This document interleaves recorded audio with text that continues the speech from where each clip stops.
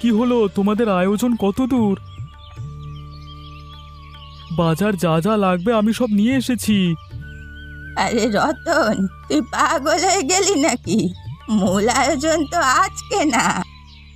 আমি তো ভাবছি আজকেই মূল আয়োজন। তাহলে আজকে তোমরা আমাকে দিয়ে বাজার করালে কেন? কালকে আমি বাজার করে আনতাম। আমার এই ছেলেকে নিয়ে আমি পড়েছি মহা বড় বিপদে।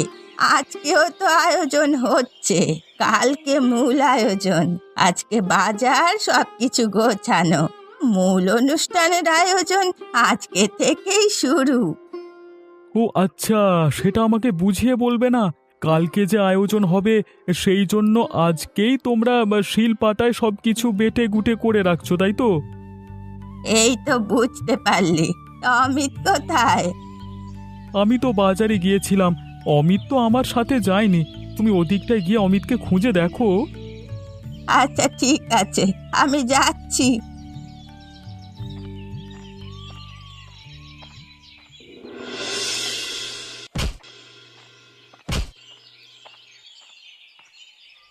আরে অমিত, আমি তোকে সমস্ত বাড়ি খুঁজে বেড়াচ্ছি, এখানে কি করছিস? আমি তো এখানে কাজ করছি। অনুষ্ঠানের জন্য তো অনেক কাঠের প্রয়োজন হবে, সেই জন্য কাঠগুলো গুছিয়ে রাখছি। তোকে যে আমি সবাইকে নিমন্ত্রণ পাঠাতে বলেছিলাম, তুই কি সে কাজ করেছিস? এত ব্যস্ততার মধ্যে এত সব কাজ আমি একা কিভাবে করব বলো? দাদাকে পাঠাও না। তোর দাদা মাত্র বাজার থেকে আসছে, রাধিকা দেখছে সবকিছু ঠিকঠাক মতো এনেছে কিনা। কোনো কিছুর প্রয়োজন পড়লে আবারও বাজারে পাঠাবে। তুই গিয়ে সবাইকে নিমন্ত্রণ দিয়ে আয়। আমি কত করে বলেছি এই নিমন্ত্রণের আয়োজন করতে হবে না, কোনো কথা শুনলে না, তোমরা করেই ছাড়লে। কি বলছিস তুই? আমাদের বাড়িতে নতুন বউ এসেছে, তাও আবার তোর বউ।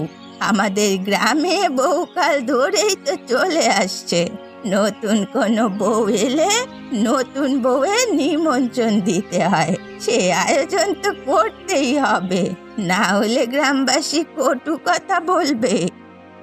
যে যা বলতো বলুক, তাতে আমাদের কি সমস্যা? কি পাগলের মতো কথা বলছিস? আমরা এই গ্রামে বসবাস করি, অবশ্যই এই গ্রামের রীতিনীতি আমাদের মেনে চলতে হবে। এত কাজের সময় বড় বৌদির অবস্থাটা দেখেছো? সে কিনা গিয়ে বাপের বাড়ি উঠে রয়েছে। রতনের বউয়ের কথা বলছিস? তা নয় তো কি, সে তো বাড়ির বড় বউ। বেচারি কি ইচ্ছে করে বাপের বাড়ি গিয়ে উঠে আছে? বেচারি অসুস্থ, আমরা ঠিক মতো তার সেবা যত্ন করতে পারি না বলেই বাপের বাড়ি গিয়েছে। তোর এত কথা বলার দরকার নেই, তোকে যে কাজ দিয়েছি যা সে কাজ কর। আচ্ছা ঠিক আছে, যাচ্ছি।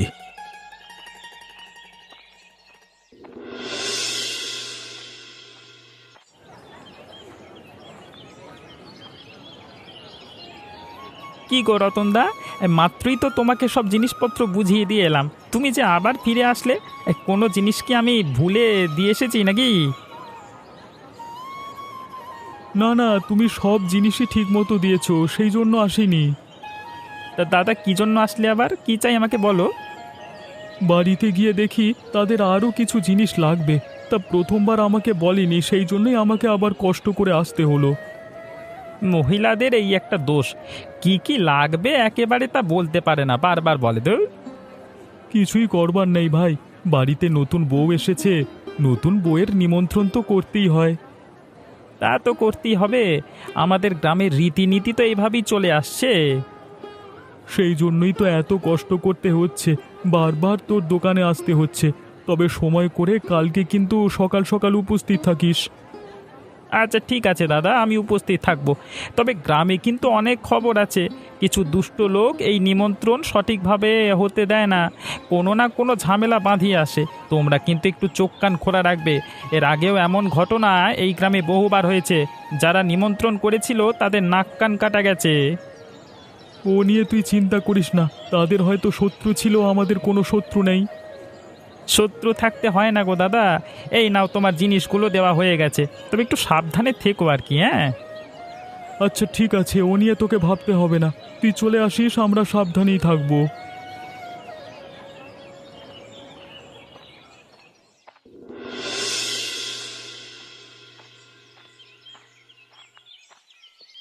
বোন, তুই চলে এসেছিস?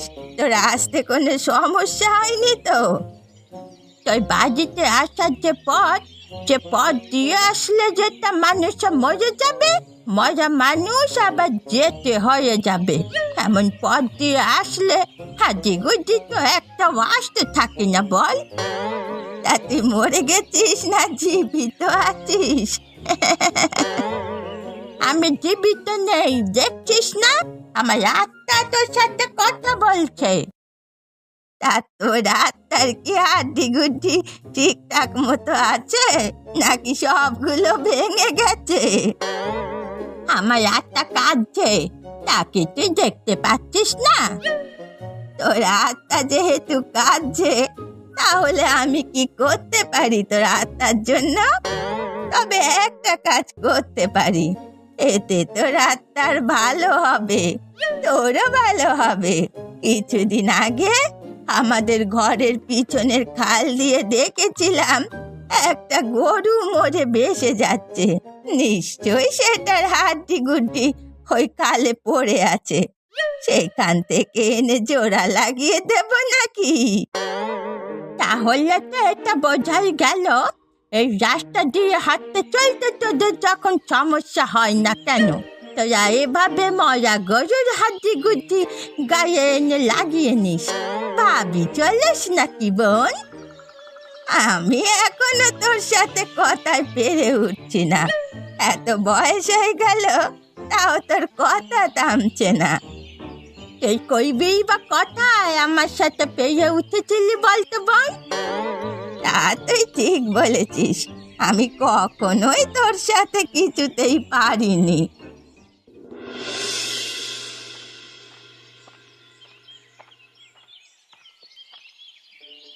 কি হয়েছে হরিপ্রসাদ বাবু, আপনি একদম এত ভোরে চলে এলেন? এখনো তো আমাদের রান্না বান্না হয়নি। হয়তো বা হরিপ্রসাদ বাবু দেখতে এসেছেন আমাদের আয়োজন ঠিকঠাকভাবে হচ্ছে কিনা। আমি মোটেও তার জন্য আসিনি। আমার কথা আগে তোমরা শোনো, তারপর তোমরা যা বলতে যাচ্ছ বলো। কি হয়েছে হরিপ্রসাদ বাবু? আপনার কথা শুনে মনে হচ্ছে আপনি অনেক রেগে আছেন। কিছু কি হয়েছে বাবু? কি হয়েছে সেটা তোমরা বুঝতে পারছো না? বুঝতে পারছি না বলেই তো আপনাকে জিজ্ঞাসা করছি, কোন ভুলটা হলো সেটা আপনি বলুন। তোমরা যে এই নতুন বউয়ের নিমন্ত্রণের আয়োজন করছো, সেখানে এই যে মুরগি আর এই মুরগিগুলো কোত্থেকে পেলে তুমি? কেন, রতন বাজার থেকে এনেছে? না, এই মুরগিগুলো বাজারের নয়, এই মুরগি আমার খোঁয়ারের। গতকাল রাতে আমার খোঁয়ার থেকে মুরগি চুরি হয়েছে। তুমি রতনকে জিজ্ঞেস করো এই মুরগি ও কোথায় পেয়েছে, জিজ্ঞেস করো। কিরে রতন, হরিপ্রসাদ বাবু কি বলছে তার উত্তর দে। এই মুরগি আমাদের গ্রামের না, আমি এই মুরগি পাশের গ্রাম থেকে এনেছি। আমাদের গ্রামে এত মুরগি থাকতে রতন অন্য গ্রাম থেকে মুরগি আনলো কেন বুড়ি? আমাদের গ্রামের মুরগিগুলো ভালো না, সেই জন্যই তো অন্য গ্রাম থেকে এনেছি আমি। রতনের এমন কথার গরমিল দেখে অবশ্যই আপনারা সবাই বুঝতে পারছেন রতন কি করেছে। এখানে আর কোনো নিমন্ত্রণের অনুষ্ঠান হবে না, সব আমি পণ্ড করে দিলাম, আর এই মুরগিগুলো আমি নিয়ে গেলাম।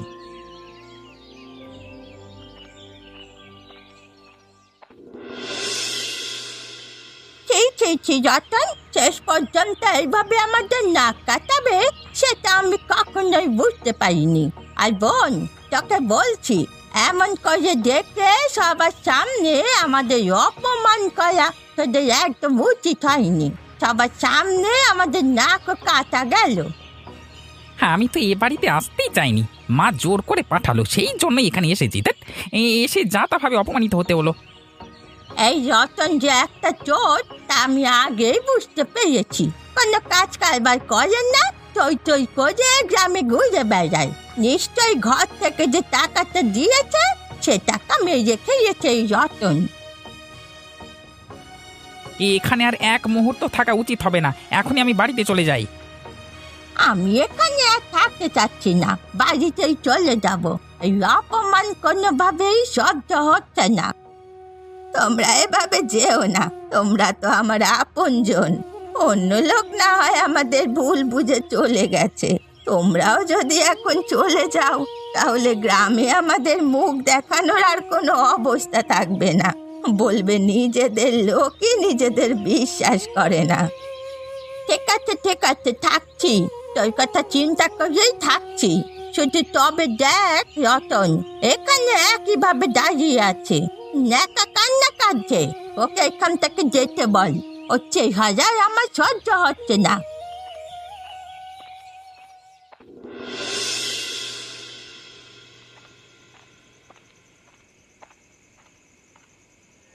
কি রে, তোরা এখানে এসেছিস কেন? এখনো কি তোরা আমাকে শেষ পর্যন্ত চোর বলবি? চোরের মুখ দেখবার জন্য এখানে এসেছিস? তুমি কি বলছো দাদা? আমাকে তুমি এত দূর চিনলে? আমি তোমার ছোট ভাই, আমি তোমাকে এসব কেন বলবো? এটা তুমি কিভাবে ভাবতে পারলে যে চোর বলবো আমি তোমাকে? যেখানে সবাই ভাবছে, সবাই বলছে আমি চোর, সেখানে তোরা বললে আর দোষ কিসের? আমরা ভালো করেই জানি আপনি চুরি করেননি, আপনি চুরি করতে পারেন না। আপনার মতো মানুষ আমাদের আদর্শ। আপনাকে দেখে তো আমরা আদর্শের গান শিখি, সে আপনি চুরি করবেন?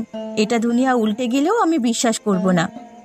তুমি এখনো পর্যন্ত আমাকে চেনো না রাধিকা। তুমি তো মাত্র কদিন হলো নতুন এ বাড়িতে এসেছো। মানুষ চিনতে বেশি সময় লাগে না। জন্মদিনে আপনাকে সঠিকভাবে চিনে ফেলেছি।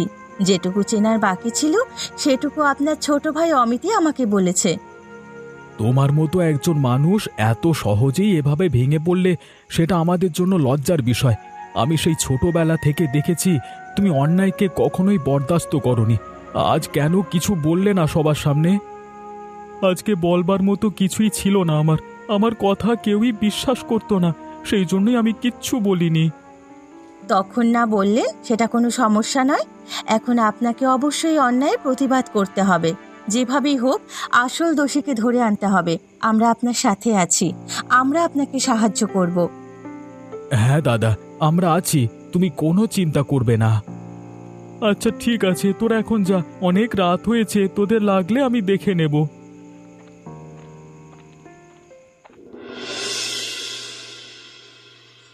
আমি তোর এখানে বসেছি বলে তোর আবার কোনো সমস্যা হবে না তো ভোলানাথ?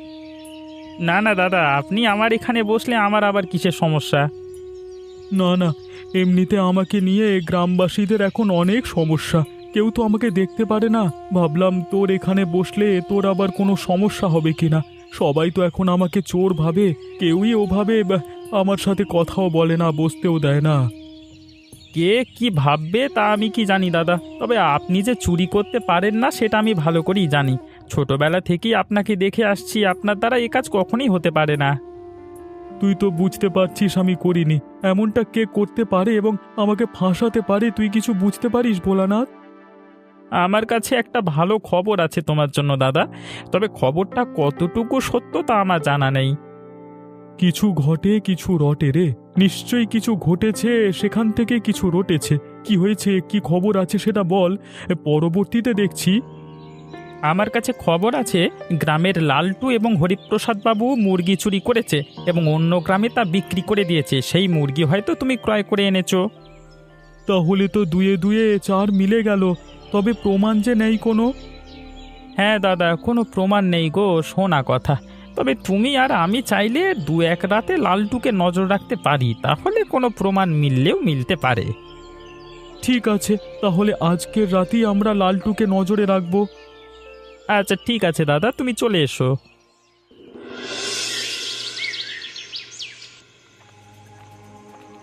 রতনদা, তুমি দেখলে লালটু ওর বাড়িতে আর ভেতরে ঢুকলো না? হ্যাঁ, আমিও তো দেখতে পেয়েছি লালটু যে ও বাড়িটার পেছনের দিকটাই ঢুকছে। ওর আচরণ কেমন যেন সন্দেহজনক মনে হচ্ছে না? এত রাতে ও বাড়িতে, তো ওর কাজ নেই, তাহলে কেন ও বাড়ির দিকে গেল?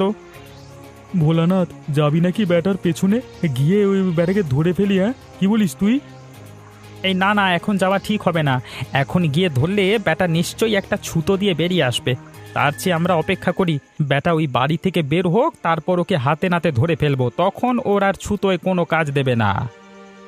আচ্ছা ঠিক আছে, তাহলে আমরা অপেক্ষা করি, দেখি বেটা কখনো বাড়ি থেকে বের হয়। ওই যে বেটা বেরিয়ে এসেছে, চল চল বেটাকে গিয়ে ধরি। হ্যাঁ হ্যাঁ, তাড়াতাড়ি চলো রতনদা, বেটাকে হাতে নাতে ধরতে হবে।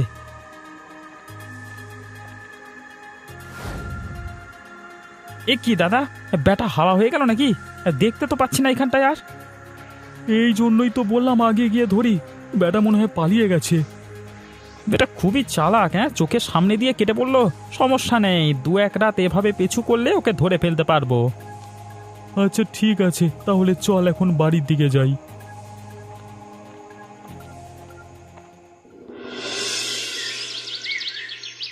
আমার বাপ দাদার জন্মে নতুন বউয়ের যেরকম নেমন্তন্ন খাইনি।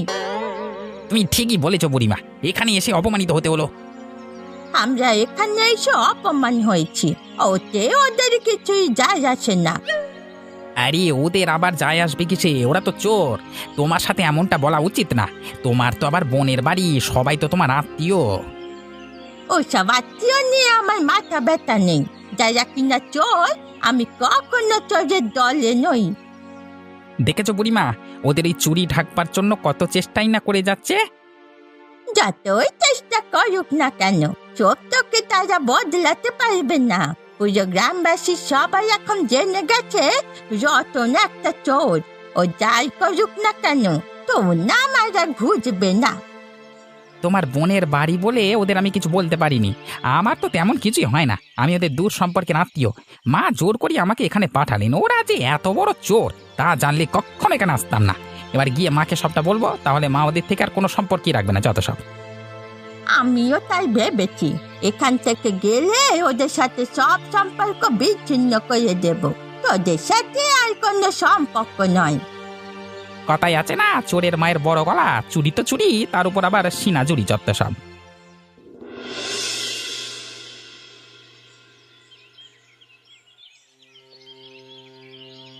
এমন ছেলে যেন কারোর ঘরে না জন্মায়। ছেলে এখন নিজের মাকেই খেয়ে ছাড়বে। আমার বোনটার এখন শেষ বয়স, এই বয়সে এত কথা এত অপবাদ নিতে পারেনি গো, তাই অসুস্থ হয়ে গেছে। আপনাদের কথা অনেক সহ্য করেছি, আর নয়। মুখে যা আসবে তাই বলে দেবেন, তা কিন্তু হবে না। আমি চাইলেই আমার মুখ চালিয়ে আপনাদের মুখ বন্ধ করে দিতে পারি। আপনারা আমাদের অতিথি, সেই জন্য আপনাদের কিছু বলছি না। দ্বিতীয় হলেন আপনারা সবাই আমাদের আত্মীয়। হ্যাঁ, পারবে তো আমাদের মুখটাই বন্ধ করতে, গ্রামবাসীর মুখ আর বন্ধ করতে পারবে না। পুরো গ্রামে ধরতে গেছে তুমি কি করেছো, তোমার কীর্তিকলাপ সবাই জানে। তোমার মুখে মুখে এখন পারলে গিয়ে গ্রামবাসীর মুখ বন্ধ করে দেখাও। আমাদের সাথে শুধু শুধু চেঁচামেচি করো না, সত্যি সহ্য হচ্ছে না, তাই না? আমি অসুস্থ হয়েও কি তোদের জন্য একটু শুয়ে থাকতে পারবো না?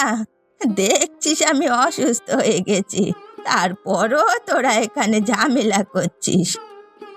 আমরা তো কিছুই করছি না, তোমার ছেলেই তো আমাদের সাথে শুধু শুধু ঝামেলা করছে। তাকে কিছু বলতে পারছো না তুমি? কিরে রতন, অতিথিদের সাথে কিভাবে আচরণ করতে হয় তা কি ভুলে গেছিস? যে শিক্ষা দিয়েছ তাতে বড়দের সাথে কিভাবে কথা বলতে হয় কিভাবে বুঝবে? শিক্ষা তো দিয়েছ চুরি করার, তোর কথা কার? এবার কিন্তু আপনি বেশি বেশি বলে ফেলছেন। আপনি আমার পিসি হন বলে যা খুশি তাই বলতে পারেন না। বেশি বাড়াবাড়ি করে ফেললে কি করবে তুমি? দেখছিস তো বেনু, তোর ছেলে আমার সাথে কেমন ব্যবহার করছে। তুই এখন এই ঘর থেকে বেরিয়ে যা রতন। কিন্তু মা, তোর কোনো কথা শুনতে চাই না, বেরিয়ে যা বলছি।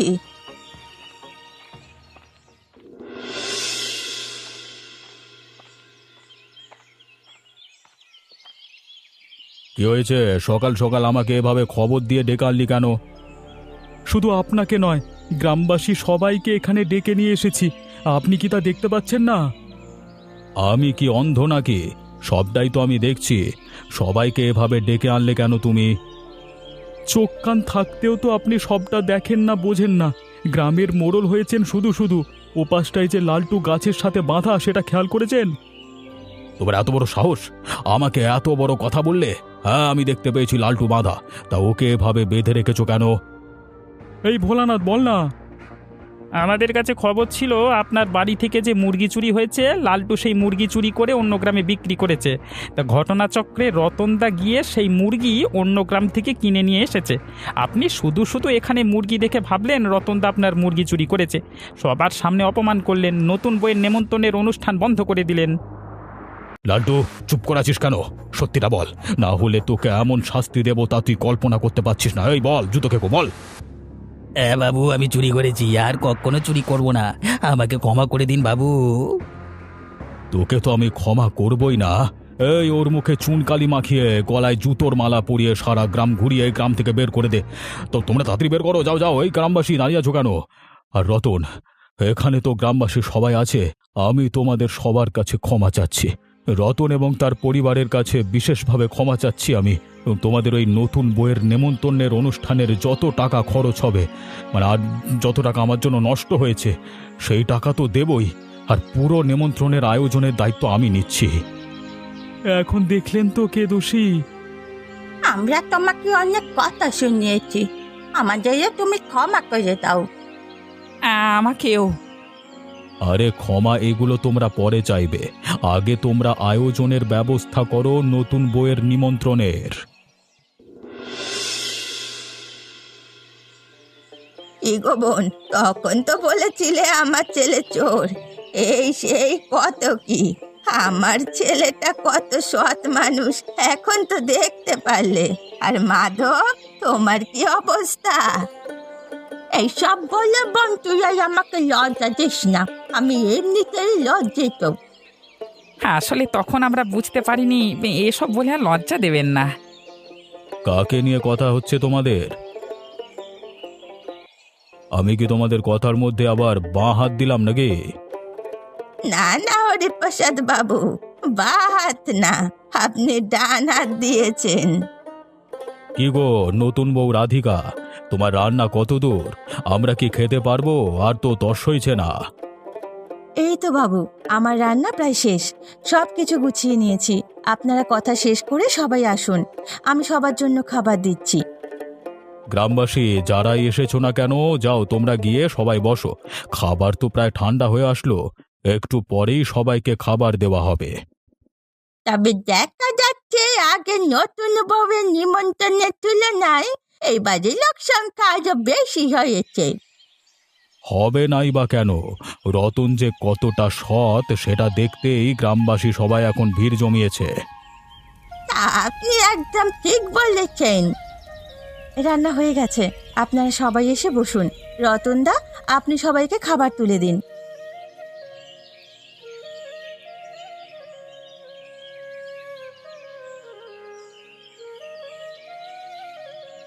এমনই মজার মজার গল্প দেখতে আমাদের চ্যানেলটিকে সাবস্ক্রাইব করতে ভুলবেন না।